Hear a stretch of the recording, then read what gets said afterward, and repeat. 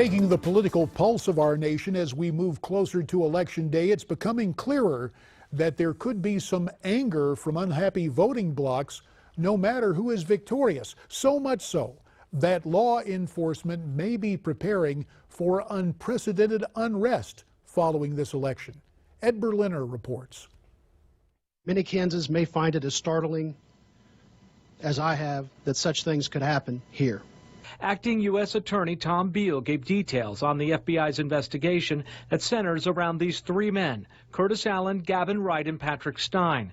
They were arrested today in their hometown of Liberal, accused of plotting an attack on an apartment complex. On the surface, this would appear to be little more than a local story. But law enforcement sources are telling me this is perhaps a portent of things to come. According to investigators, the suspects, all in their 40s, were part of a small hate group calling itself the Crusaders, and they weren't afraid to express their anti-Muslim views on social media. These posts were from Curtis's Facebook page.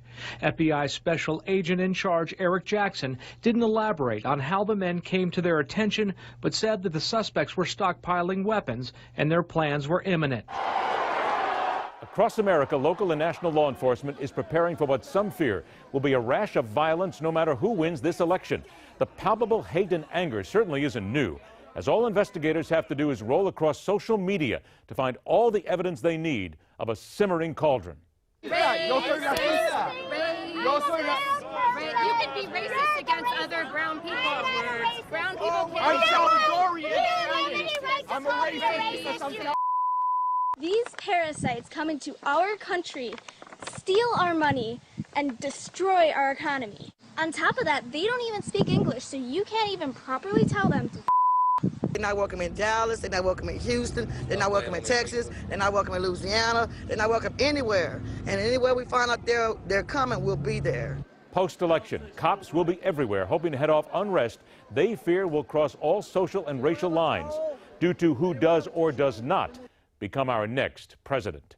JD, it's all yours. Thanks, Ed. This balkanization in part because we have open borders, and the frustration continues to grow with Americans who believe our laws should be enforced.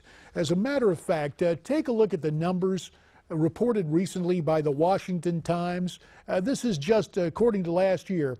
Over 400,000, nearly 409,000 illegals captured at our southern border. Illegals reached a record high of 77,674. Unaccompanied minors, juveniles, rose to nearly 60,000. So much for securing our borders under President Obama. For more on this subject, let's turn to the president of the Federation for American Immigration Reform, Dan Stein. He joins us via Skype from Washington. Dan, you and I have discussed it many times. The numbers don't lie. We know now that illegal immigration is on the rise. President Obama has been behind it. Mrs. Clinton, if she becomes president, is promising amnesty in her first 100 days. Is this the issue Donald Trump should concentrate on in tomorrow night's debate? No question about it, JD. Glad to be here. Good evening. Look, Chris Wallace, Donald Trump, they need to hold Hillary Clinton accountable for her immigration positions. The American people don't understand that she has both embraced Barack Obama's expansive view that the president can just do anything, bring in millions of people regardless of the law, give them our jobs, give them our benefits. Hillary Clinton has said that Americans who want to limit immigration, secure the border, she said they're un-American, JD. Now, what is it that ties together our society today? Well, it's not even common traditions or heritage anymore, or ethnicity. It's supposedly common language and respect for law is the cornerstone of citizenship. The Obama administration stopped enforcing immigration law in 2012. Not surprisingly, we see illegal immigration continuing. The unaccompanied minors are showing up by the thousands because they're basically gaming the system along with smugglers who know that if you're unaccompanied as a minor, you get special fast-track treatment and the government's basically bringing them in. So this whole sense that one group of people get to play by a different set of rules is tearing asunder the social contract. And nobody approves of violence, of course. We discourage it naturally, as everybody does. But, you know, these local communities and even these states and governors are not being consulted on where large numbers of refugees are being admitted. Nobody's being consulted on where illegal aliens are going.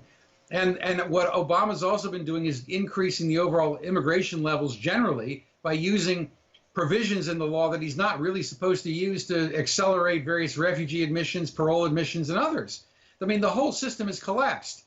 And there is a limit to the amount of tolerance that the American people can take when their borders are out of control and the rule of law has been torn asunder. And Chris Wallace, you know, the big question tomorrow, JD, is, given all these WikiLeaks leaks, right, all the new subjects coming out, all the issues coming out, I know he's going to be so tempted to ask Hillary Clinton about what about this and what about that. But Chris Wallace said immigration was going to be a major issue. He needs to ask Hillary Clinton, the people who want to control our borders, are they un-American? And what are you going to do if you're president to stop future illegal immigration?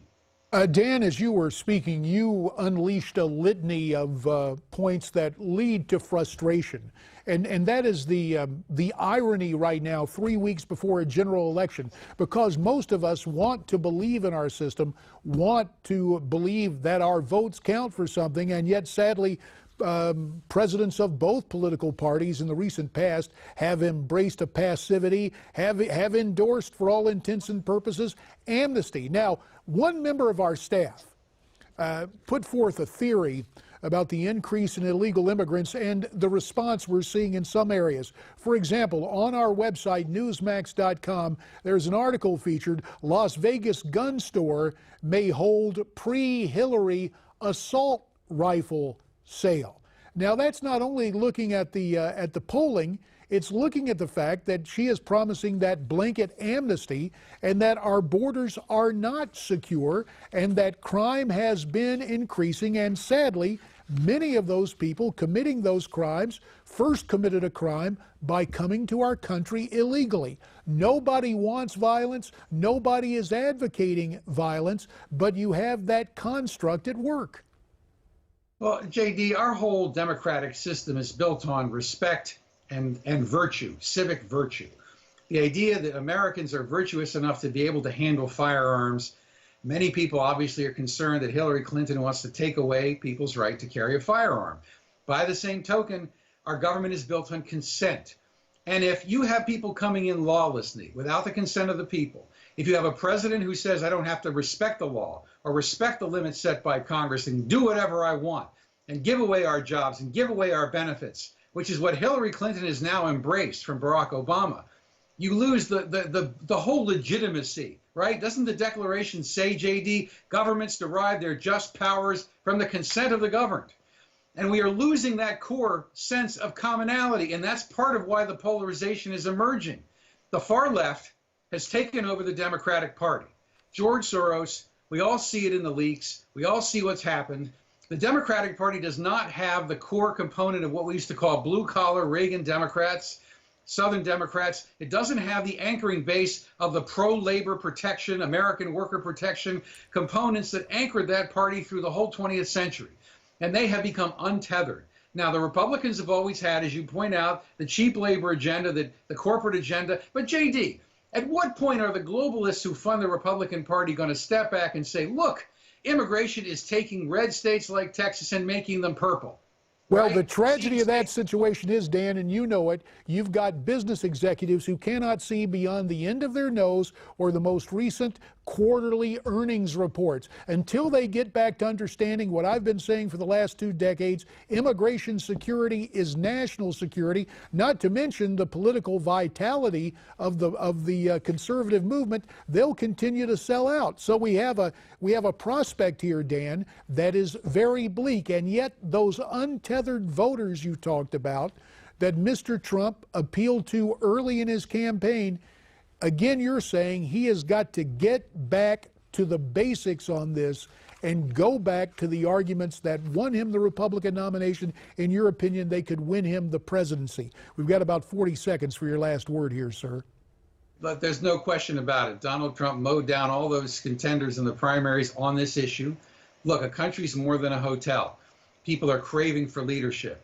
Obviously, there's a lot of issues in this campaign, but clearly there's a public sense, whether it's because of 9/11 or the attacks, terror attacks we see here, we see in Europe, the out-of-control flows across Europe. Everybody's concerned about our ability as a nation to regulate this incredible pressure of people crushing our borders. And we need a leader who can deal with that. Whoever does that a better job tomorrow of convincing the American people they can deter an uncontrolled flow across our borders will be the next president of the United States. Dan Stein, tonight from Washington. Dan, as always, we appreciate your analysis. Still to come, pollster John Zogby and our own Joe Pags talking with GOP nominee Donald Trump.